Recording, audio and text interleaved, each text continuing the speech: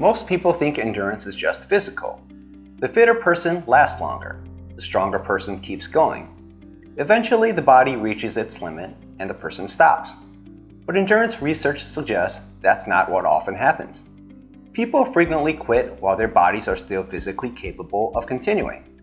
I'm Kevin with Ultimate Kilimanjaro. I've spent the last 20 years hiking, mountaineering, and participating in endurance events around the world. Recently, I completed a 7-day, 155-mile ultramarathon called the Gobi March. During this race, I employed various mental strategies to keep me going when I was tired, uncomfortable, and increasingly unmotivated. In this video, I'll show you what happened during the race, what endurance research tells us about quitting, and practical tips you can use if you start doubting yourself on Kilimanjaro. The Gobi March is a multi-stage ultramarathon that took place in Mongolia. The race consisted of 6 stages over 7 days. Altogether, the course covered 155.9 miles. The race was self-supported, meaning you carry everything you need in your pack: food, clothing, sleeping gear, and mandatory equipment. The organizers provided water and a shared tent, but everything else goes on your back. My pack weighed about 20 pounds at the start, excluding water. To compare it with Kilimanjaro, imagine summit day, returning to high camp, recovering overnight, and doing it again the next morning. Then again, then a double summit day, and another summit day, making for 6 summits in 6 days. That's what this race feels like.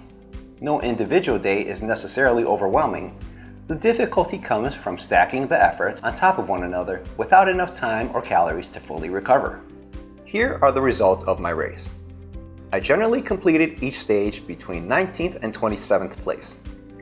The exception was the long 50-mile stage, where I struggled and came in 46th place. Overall, I finished 31st out of 125 competitors with 6 dropouts. But my finishing position was not the most interesting thing I took away from the race. It was how manageable the race felt. Except for the long stage, the days seemed to get easier. Of course, they were not actually getting easier. We covered marathon distances each day without proper recovery time. Every morning, I started with more accumulated fatigue than the day before. My legs were increasingly sore. My feet had more and more pain, and the calorie deficit grew larger throughout the week. I should have been becoming progressively more tired, sore, depleted, and worn down. Instead, I felt more comfortable and more confident as the race went on. If endurance were simply determined by how much physical capacity I had left, how could an event feel easier while my body was becoming more fatigued? To understand that, we need to look at what actually causes us to quit. Perceived effort versus perceived capability. Imagine 2 people participating in the same endurance event. For me, that might be running an ultramarathon. For you, it might be climbing Kilimanjaro.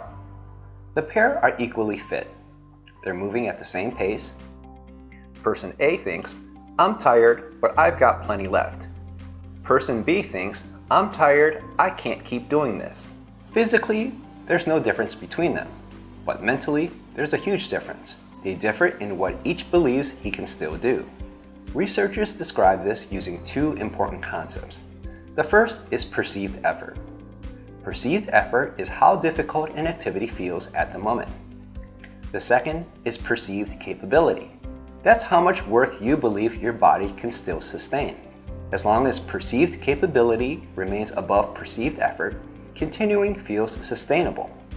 But perceived effort rises during prolonged exercise. Eventually, it may exceed what someone believes they can sustain. That is when the thought of quitting surfaces. Notice that the body did not fail, at least not yet. But the person decided, perhaps prematurely, they could no longer continue. This explains what was happening to me during the Gobi March. My actual physical capability was declining as the race progressed. I was accumulating fatigue, muscle soreness, foot pain, and minor injuries. I was burning by far more calories than I could replace and consuming very little protein for recovery. Had the race continued for another week, my physical condition would have continued to deteriorate. Eventually, my performance would have declined with it. Yet during those 7 days, mentally, the opposite was happening. I was becoming more confident. The routine, the distances, and even the discomfort became more familiar. There was less uncertainty about what the next day would bring. My perceived capability increased. At the same time, running another marathon no longer seemed like an extraordinary task. It was simply what I did every morning. My perceived effort decreased. That's why the race felt increasingly manageable and easier every day. I was gaining confidence through the experience itself. Experience, however, is not the only way to strengthen mental endurance. Over the years, I've developed strategies that help me prepare for and manage difficult situations. Some are habits I practice before the event begins. Others are tools I use when things get difficult. All of them influence perceived effort, perceived capability, or both. Here are mental strategies that I use that can also help you on Kilimanjaro. Number 1. Get comfortable with monotony. When I train, I'm typically by myself. I bring my phone, but I don't use it for entertainment. No music, no podcasts, no audiobooks, no conversation. Instead, I observe my surroundings and let my mind wander. I might think about business, relationships, or something completely random. Other times, I think about nothing at all. Boredom and monotony can increase perceived effort, but I have become very comfortable spending hours this way, and I train this way intentionally. Endurance events involve long periods of monotony, so I want to be able to perform in this environment. If I use music or podcasts during every long workout, I'm training myself to perform with constant stimulation. But once that stimulation disappears, the workout feels harder. I would rather know that I can comfortably move for hours with nothing artificial occupying my mind. If I can do that, I can certainly do it with music. The reverse is not necessarily true. That doesn't mean I think stimulation is bad. I think it can be very useful, especially when used strategically rather than as the default. During the Gobi March, I completed every normal stage without listening to anything, and I was never bored. But late in the 50-mile stage, I was struggling. My energy was gone and my body ached. Then the sun went down. There was no longer much to look at except for what my headlamp illuminated a short distance in front of me. At that point, I wanted stimulation, so I played music from my phone, and it sounded incredible. After several days without music, the effect was powerful. It gave my mind something new, something enjoyable to take in. The miles became more tolerable. My perceived effort decreased. When training or climbing Kilimanjaro, don't make stimulation something you need every minute. Train for monotony, so that the lack of stimulation does not increase your perceived effort. Then use stimulation to lower perceived effort when you actually need it. In other words, use stimulation as a tool, not a crutch. Number 2, build evidence you can do hard things. Confidence matters in endurance, but confidence should be based on something. When I enter a race or climb a peak, I fully expect to complete them. That doesn't mean I never suffer. It doesn't mean I never think about quitting. I do. But when those thoughts come from fatigue, discomfort, or a temporary low, I dismiss them.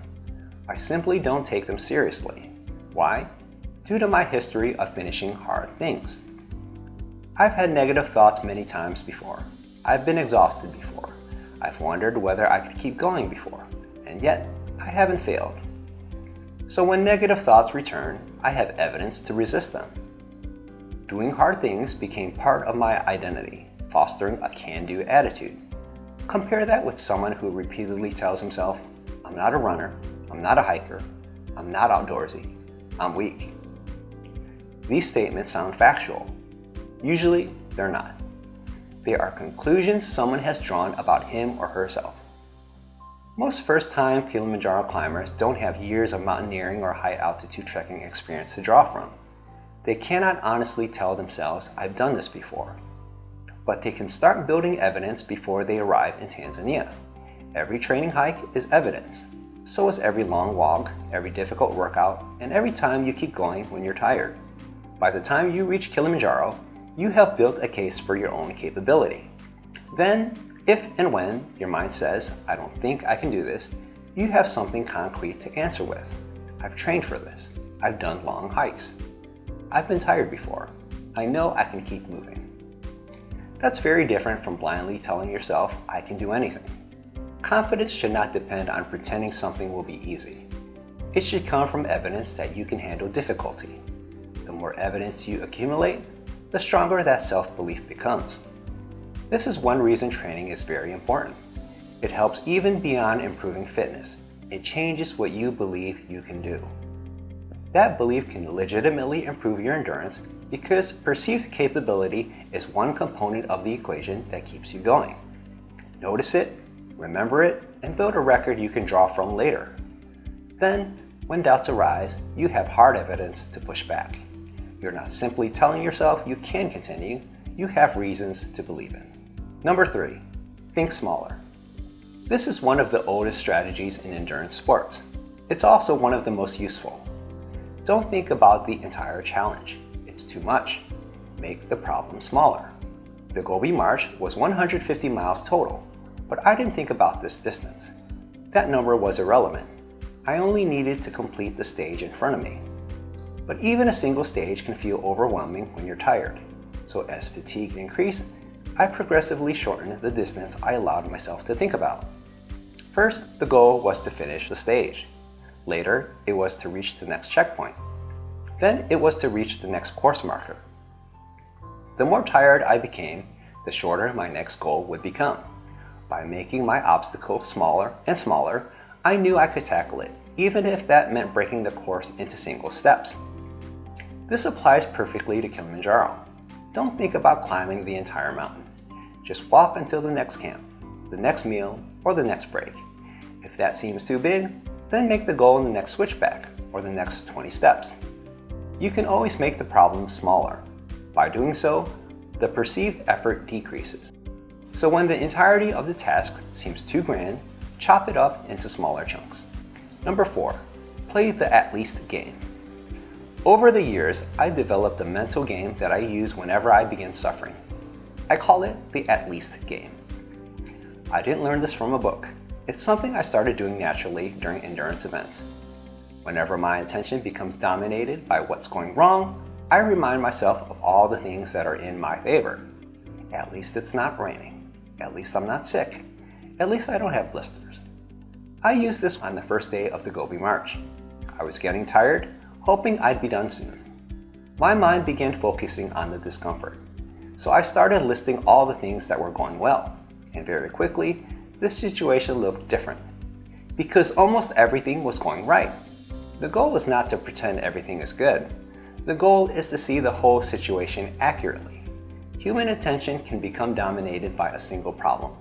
A blister, a sore knee, or headache becomes blown out of proportion. The at least game zooms out.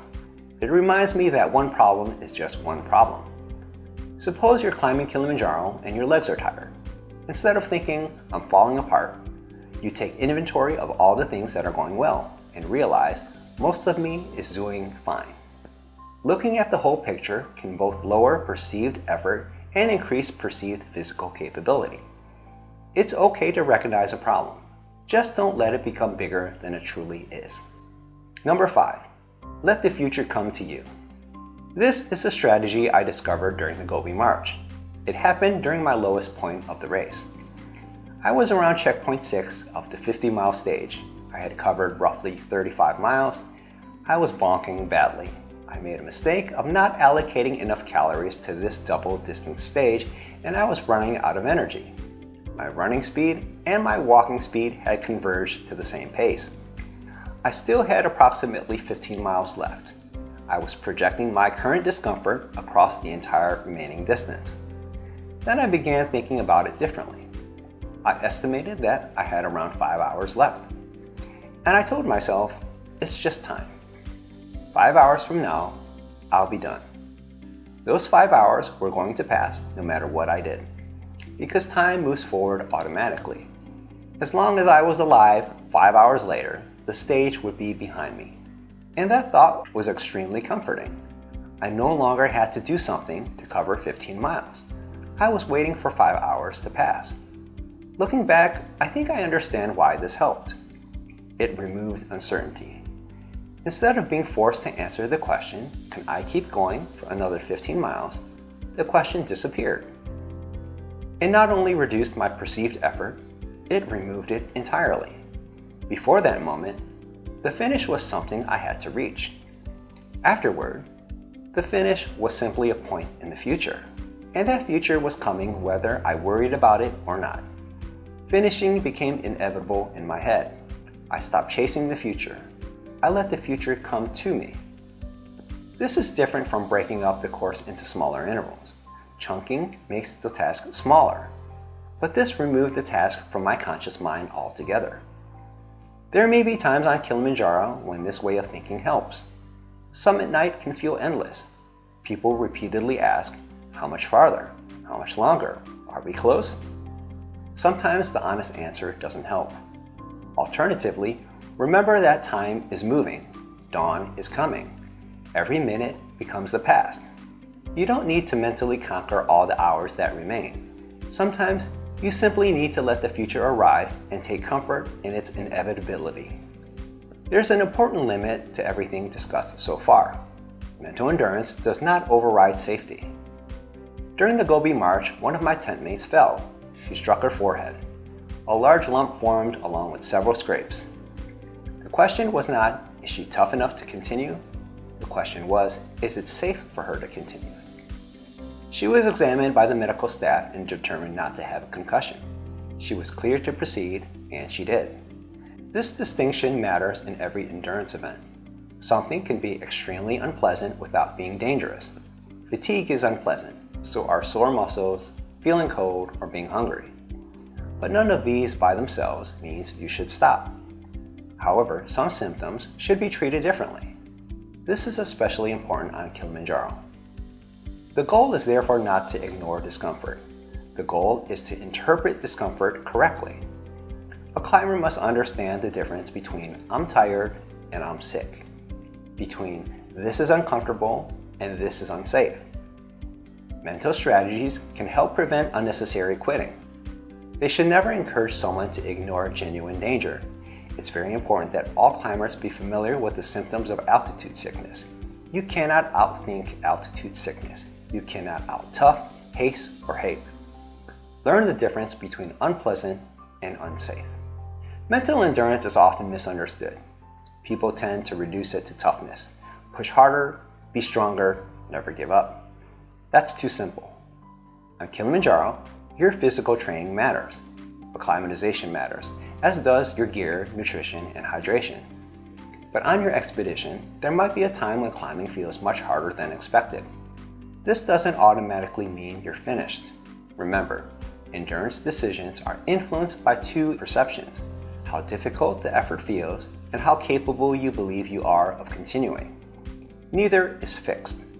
The mental strategies I've outlined can lower perceived effort or increase perceived capability. And when thoughts of quitting arise, changing either one may be enough to keep you going, because often you're capable of more than your mind is telling you. Please visit ultimatekilimanjaro.com for everything you need to know about climbing Kilimanjaro. I'll see you on the summit.